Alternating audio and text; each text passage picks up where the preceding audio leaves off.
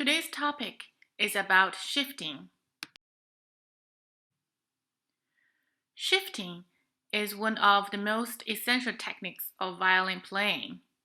You shift your hand and fingers up and down of the fingerboard to a different position. If you don't know how to shift, you can only play limited notes on the first position. Here is the preparation for shifting. First, make sure all your fingers, including the thumb, the part between the thumb and the index finger, are relaxed. For beginners, shifting to the third position is very common for the start. Let's pick a random note, B, on the A string. And then we shift the index finger to the third position to reach the note D. You simply lift your finger, slide, and drop it down.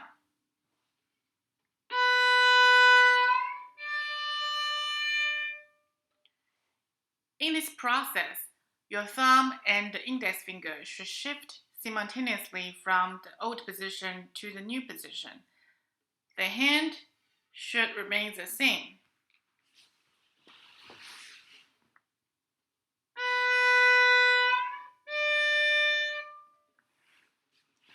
Except when you are shifting to really high positions, like 6th and 7th position, your hand and fingers are forced to bend and flatten in order to reach, so your hand shape cannot able to remain the same.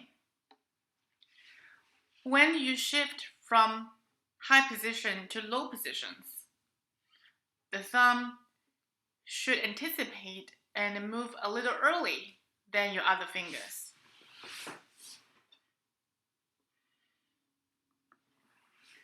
Your hand, fingers, and the thumb will still end up arriving together at the new position. When you are shifting to really high positions, your thumb should move from the left side of the neck to the back of the neck, and sometimes even to the right side of the neck. Your wrist, hand, and the arm should be also adjusted to the right and outward accordingly. When you're shifting from high positions to low positions, everything above is backwards.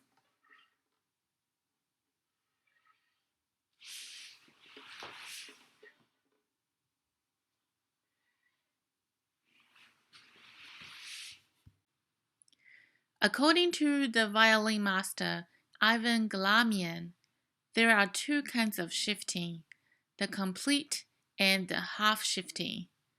The complete shifting is the most common one. It is an action of the entire arm and hand, including all the fingers and the thumb. The half shift is an action of the entire arm and hand, including all the fingers without the thumb. One finger goes up and down to extend out of its normal range without moving the thumb. After it reaches the new position, other fingers and the thumb follow it to the new position, like this.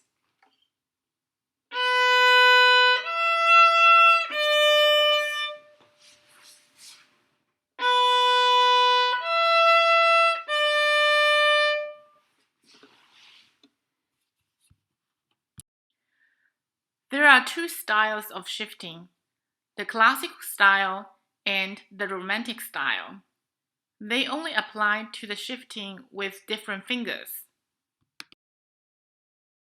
The classical style, which is called the French school, refers that you use the old finger as the median to complete the shifting process to the new position, like this.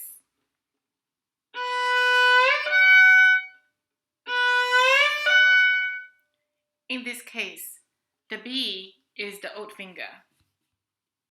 The Romantic style, which is called the Russian school, refers that you use the new finger as the median to complete the shifting process to the new position, like this.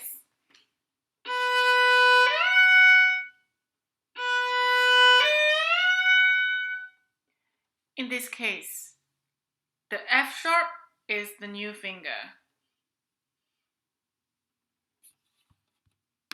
Within the complete shifting, there are three types: shift to the same finger, shift to a higher finger in ascending and descending, and shift to a lower finger in ascending and descending.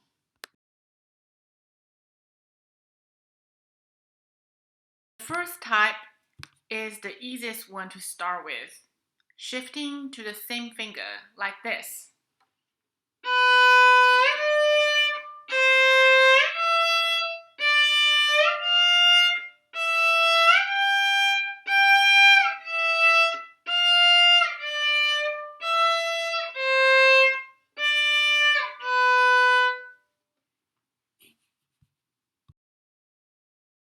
The second type is shifting to a higher finger in ascending and descending.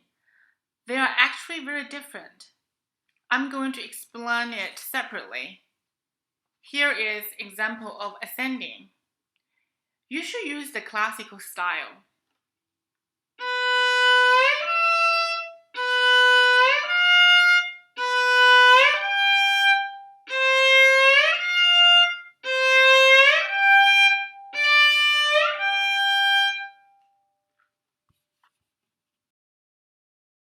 Here is an example of descending.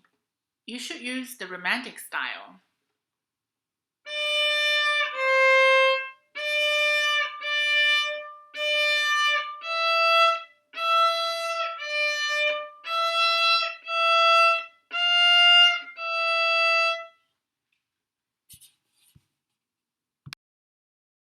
Type is shifting to a lower finger in ascending and descending.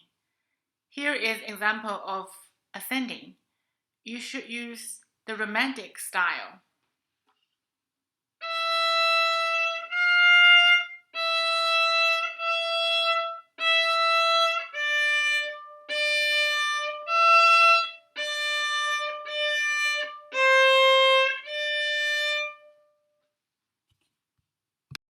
Here is an example of descending.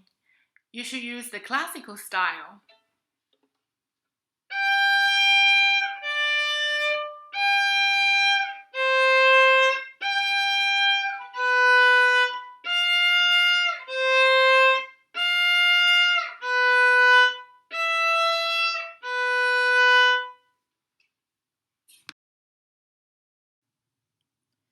Here are some suggestions for you. First, don't shorten the last note before shifting. For some psychological reason, when students see that shifting is coming, he often gets anxious. Hence, he doesn't play the last note in its full value. Second, the clarity. How to minimize the shifting sound.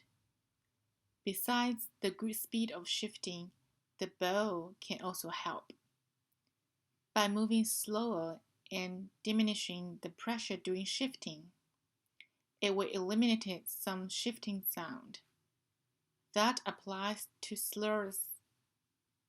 If you are playing separate bows, the nature of bow change will automatically eliminate some shifting sound. Thirdly, the speed of shifting. Generally speaking, it should be neither too fast or slow. If it is too fast, it sounds jerky and abrupt. If it is too slow, it affects the subsequent rhythm and it also creates unnecessary sliding sound. You need to find the balance of the speed. When you are applying shifting in the musical context, you should observe what composer wants. In fast passages, shifting should be clean and fast. Shifting sound should be as unnoticeable as possible. I would recommend the classical style shifting in fast passages. It makes things more cleaner.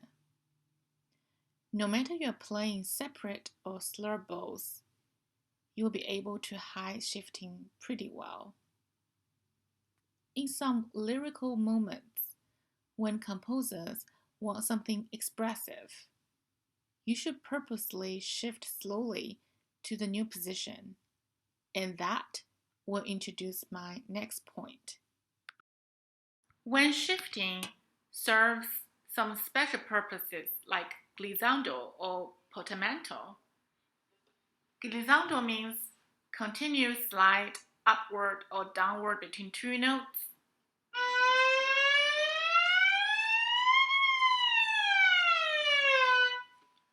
Portamento means a sliding sound from one note to another.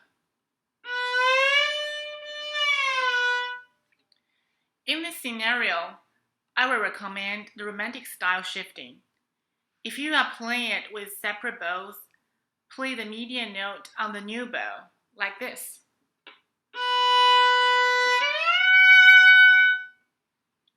If you are playing within a slur, then it doesn't matter. The sliding sound will be heard. I will recommend the following two books for the beginners: The Essential Techniques for Strings, Violin, Book 3 by Hale Leonard Corporation, and Exercise for Change of Position by Gaylord Yost. These exercises are step by step. Through systematic training, you will get familiar with shifting. For advanced students, I will recommend the following two books: The School of Violin Techniques, Book 1, Chapter 9, 11, 13, 15, and 17 by Henry Schraddick, and The School of Violin Techniques, Book 3 by Otakar Savchik. They are more challenging.